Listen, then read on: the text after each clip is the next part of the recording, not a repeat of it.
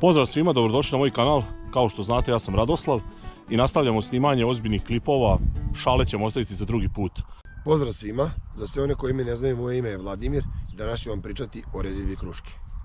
Trenutno se nalazimo u zasadu kruške, ovo je zasad koji ulazi u drugu godinu. Sađen je prošle godine u januaru. Mogu se snimiti sadnice, se pokažu. Sadnice su bile jednogodišnje bez prevremenih grana. Prekraćene su po sadnji na 80 cm, 90 od zemlje. Dok se zove, vidi se kakav je porast grana. Trenutno je ovdje rezidba odrađena, to jest prekraćene su grane. Radi dalje grananje i formiranje uzgojnog oblika. Uzgojni oblik će biti vitrovreteno.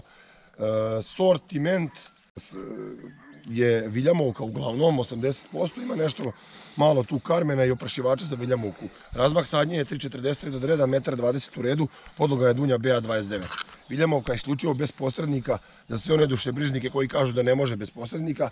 U nastavku ćemo pokazati zasad koji ulazi u 6. godinu, gdje ćemo primeniti malo i rezidbe, da se vidi kako izgleda viljamovka u 6. godini na BA29 bez posrednika. Evo ovako, nastavljamo znači naš video. Sad se nalazimo u zasadu koji ulazi u 6. vegetaciju.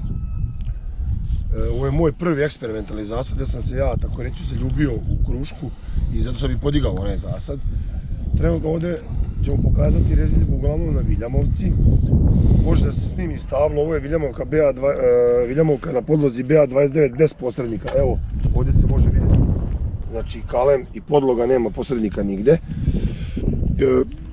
Po mom mišljenju, ovo su kruške u ekstra kondiciji.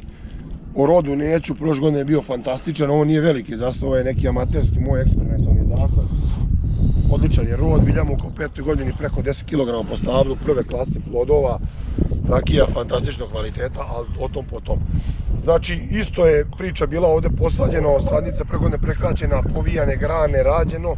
Naravno, ovdje se, recimo na ovom stablu se vidi da nismo idealno poveli grane. Zašto? Prazan prostor imamo s ove strane.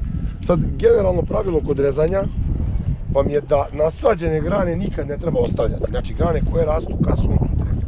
U ovom slučaju, recimo, ja bi sad mogu da odsečem celu granu ovdje. Međutim, gubim onda prostor. Ja ću nju prevesti lepo ovako. Pa ćemo da vidimo, ovdje evo imamo cvetni pupoljak. Iz cvetnog pupoljaka ćemo dobiti grane, pa ćemo da vidimo eventualno ako se iz ovih pupoljaka do godine dobiju neke grane, ovu ćemo anulirati. Dalje pravilo je, ovdje je rađena, imate generalno dva tipa rezidbe, letnju i zimsku. Ovdje je rađena letna rezidba, prekraćivane su grane, pošto su porasti bili neverovatni, to bi sad bila šuma da nije urađeno. I htjeli smo da nateramo dosta cvetnih pupoljaka. U letnjoj rezidbi smo znači vadili, vrhovi su recimo, vidi se gore rez prekraćeni. Mi ćemo sad samo, pošto ja generalno ne volim pravilo da ostavljam na cvetni pupoljak vrh, uvijek ga ostavljam na neki običan pupoljak, listi tako reći, uvijek volim da prekratim vrh da nije na cvetnom pupolju. Znači dalje, ovdje smo rekli te nasađene grane ne treba ostavljati. U ovom slučaju ću ja ostaviti zato što ću ja isključivo raditi u ovom zasadu, znači neće rezač doći pa će on sad da oreže pa koga šiša, pa ću ja tu gledati da možda izrovašim neki pupoljak kad krene vegetacija. Dalje, šta radim? Generalno, ja volim niske zasade, znači ovaj zasad može da ide do 4 metra visine, ja ne volim toliko prvo atomizerni prskalica kojom radite ne može da oprska. Spuštamo rod na niže grane, znači prevodimo ovdje, pošto nemamo grane na cvetni pupoljak. Ovdje imamo grana koja nam ide u krošnju, a imamo cvetni pupoljak, skidamo celu granu. Ovdje evo primjera nasađene grane koja je visoko, od nje verovatno neće biti ništa, samo će zaklanjati vrh. Prevodimo je, odnosno vadimo je iz osnove. Također, dalje, imamo opet grane koje ulaze u krošnju, ja njih po pravilu uvek vadim, bez obzira da li su cvetne, da li nisu.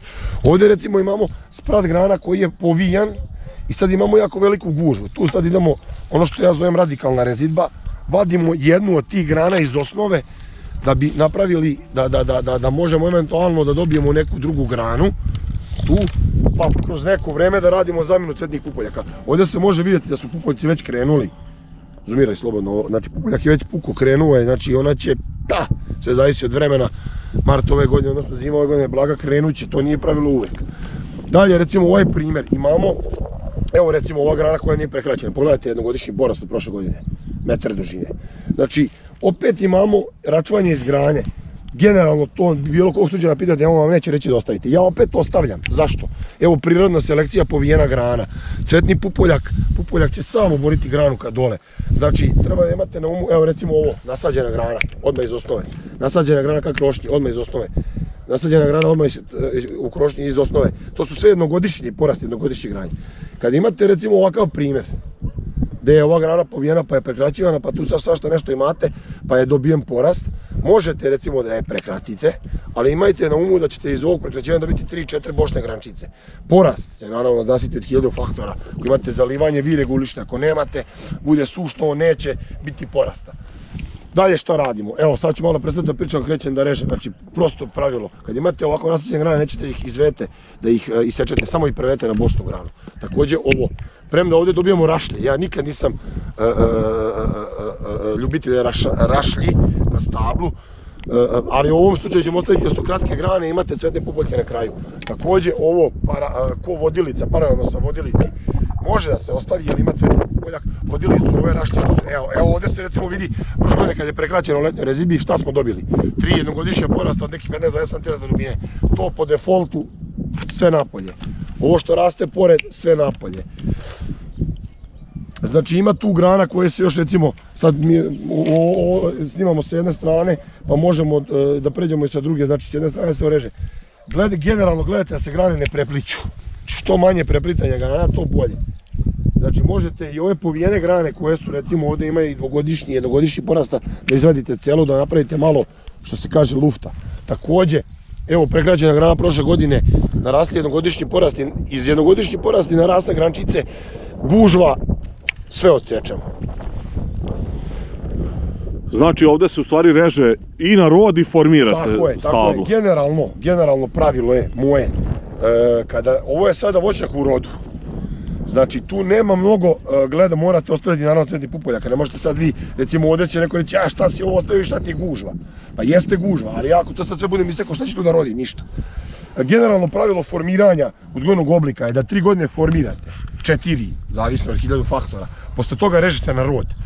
Kako ćete vi orestiti rezultat, to vam generalno treba nekog iskustva, znači ne može vam niko reći, sad ostavi 5 pupoljaka, ostavi 30, ostavi 50. Prošle godine ovdje je bilo više pupoljaka, bilo je dosta roda, nisam bio zadovoljan krupnoćom plodova, ja ipak volim krupnije plodove, pošto je ovo voćnjak za moju dušu, tako da se kaže, nije komercijalni voćnjak, i za moje prijatelje koji uživaju u mojim plodovima. Ja tu gledam da imam kvalitet ploda, jer od kvalitetnog ploda lako je napraviti i dobru rakiju i za jelo su ukusne, tu nema greške. Znači, evo, nastavljamo dalje rezidbu, znači sve te nasađene grane, ajde sad previše malo pričam, a ne režem, sve te nasađene grane vadimo, prevodimo, znači ove jednogodišnje poraste prekraćujemo. Znači ovo je povijena grana, vadimo je da ima neko granjanje. Ovdje ćete sad dobiti formiranje rodnih pupoljaka u toku ovog godine, jer ovo je dvogodišnja grana. Ovdje se grane prepliču, znači ovo sad vadimo sve te jednogodišnje poraste, nasađene recimo grane, prevodimo na cvetne pupoljke. Znači u principu nema tu neke velike greške, kao odseko sam jao, što sam to odsekao, ne postoji to. To verovatno postoji u nekim zasadima gdje su hiljade, da ne kažem desetine hektara u pitanju, pa vam je bitno, gledajte, komercijalno, za svoj amaterski zasad, što se kaže, samo će vam se kasti. Recimo ovdje je sadnja 1,20 m, pogledajte kako su se voćke 6 godine spojile. Znači morate da imate na umu da će se one spojiti, znači morate im taj njihov prostor koji je 60 do 80 cm, preko toga morate gledati da ne sme dolazi jedno drugom krošu. Recimo ovdje imamo prekraćivanje, svašta nešto se desilo, imamo 10 grana porasti. Sad tu ako dalje mi budemo štričkali, one će samo da bujaju. Znači to možemo recimo da skroz prevedemo na drugu granu, da do osnove tu izvadimo. Nasađena grana također vadimo je do osnove. Okay. Šta dalje morate obratiti pažnju? Ovdje sad možda nije primjer, ako prskate sa atomizerom, ovo je za sad napravljen, pošto ja imam atomizer, prska sa traktorskim atomizerom, da vam ne ulazi, pogledajte gdje je ova otišla, od 80-90 otišla je od stabla. Znači morate obratiti pažnju da vam ne ulazi u red. Naravno, ako ćete posaditi 10 stabala pored komšije, pored platna, to nije bitno, ali generalno morate dobiti ove grane pod 80-90 stepeni povijene, jer ako već imate ovako koje nisu po 90, gledajte da ih prevođene dobijete da se kruna širi. Jer grane koje rastu ka gore, rodiće. Kogo vam kaže da neće roditi, rodiće, natraće rodne pupoljke. Ali od te grane i od te forme nikad nećete imati kvalitet. Evo sada će nam doktor Šale pokazati kako se na brzinu oreže jedna voćka, to je, šta je to, šale? Ovo je kruška Karmen na BA29. Kratko je uvod, znači vidi se kao Karmen ima mnogo krtije grane i mnogo se slabije grana od Viljamovke, što se vidi na ovom primjeru. Jednogodišnji porasti su ovdje uglavnom skinuti letnje rezidbi, ostalo je znači ova zimska. Jako mnogo cveta ima, ne valja ni to. Znači sad ovdje idemo moju radikalnu rezidbu, skidamo cvet, jer ne treba nam 1000 cvetnih pupoljaka, dovoljno nam je 100 da nam rodi kako treba. U rezidbi spuštamo rod ka dole. Znači ovdje imamo granu koja je otišla u drugu krošnju, vadimo je bukvalno cijelo, jer ovdje imamo 1, 2, 3, 7, 8 pupoljaka tu. Samo po jedna da vam ostane, kako se zove, imate opet ova ovdje, vadimo je na pola. Na put ide smeta. Tako je smeta, gore vrh prekraćavamo, ove grančice prevodimo na cvetni. Jedan mali pupoljak. Također, evo vidite, ovdje što ima cveta, znači to nema šanse da iznese, pa da je ne znam koliko da je zalivan, svaki dan da je zalivan neki. Prevodimo, skraćivamo ka dole. Ovdje recimo vidimo jednogodišnji porast sa cvetnim pupoljkom na vrhu, njega vadimo iz osnova, ide u krošnju. Ovo također imamo kao unutra porast, ja ga vadim, ostavljam kad s polja. Ovo je neka Viljamovka koja nam smeta, odsećemo je. Ovdje recimo vidimo Viljamovku koja je ušla u prostor Karmena, nju ćemo recimo skroz da odsečemo, da nam ne ulazi. Također isto Karmen ušla u Viljamovku, ne damo sve što ide ka zemlji, što smeta, sečemo. Ove poraste jednogodišnje s cvetnim pupoljcima ja generalno prevodim na spoljni cvetni pupoljak, jer iz cveta ćemo dobiti 1 ili 2 grane koje će se graniti napolje.